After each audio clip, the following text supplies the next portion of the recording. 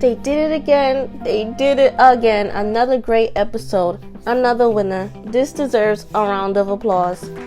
This detective slash buddy cop show starring Loki is highly entertaining. What's up, it's your homegirl AJ, and let's get into episode 2 of the Marvel original Disney series Loki. Warning, spoiler alert.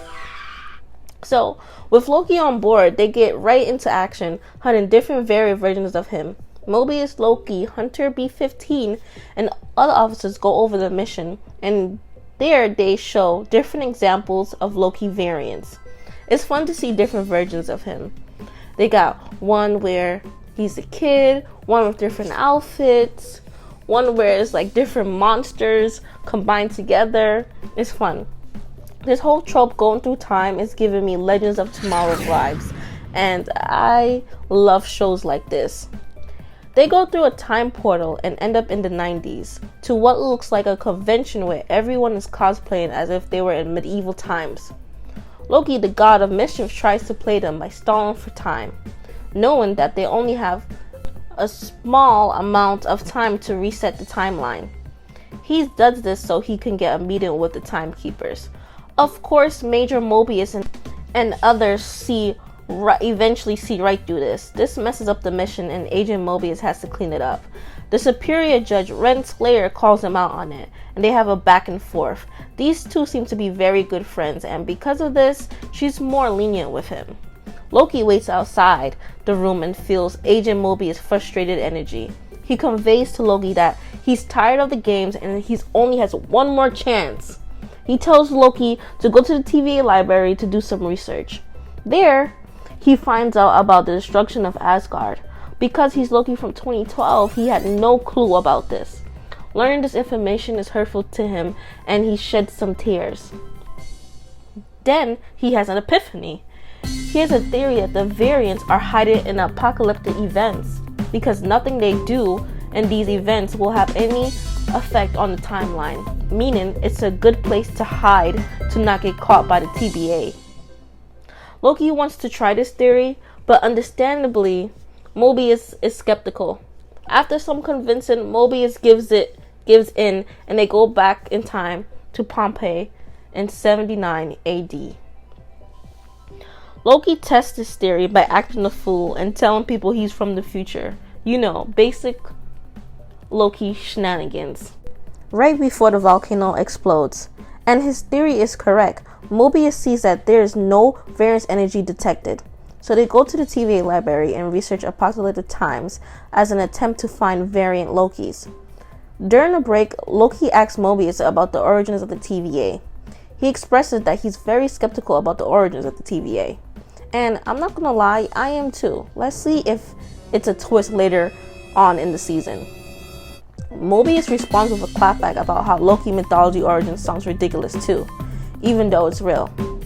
Mobius remembers something that's relevant to the case. He remembers the boy from episode 1 who had a kablooey candy from the future. Mobius convinces Judge Renslayer that he needs to go to the year 2050 where the apocalyptic hurricane happens. They round up a team including Officer B-15 and they head out. When they arrive, Mobius finds Officer C-20 in the security office totally spooked out in a fetal position. She revealed she gave up critical information about the timekeepers. The team splits up and Loki is with Officer B-15. They soon come to realize that the variant Loki they are hunting is hiding by enchanting other bodies, basically possessing their bodies. Loki and the variant comes face to face, arguing about who is the superior Loki, while the variant is still possessing random bodies. Loki tries to get the variant on his side, but the variant is not going for it.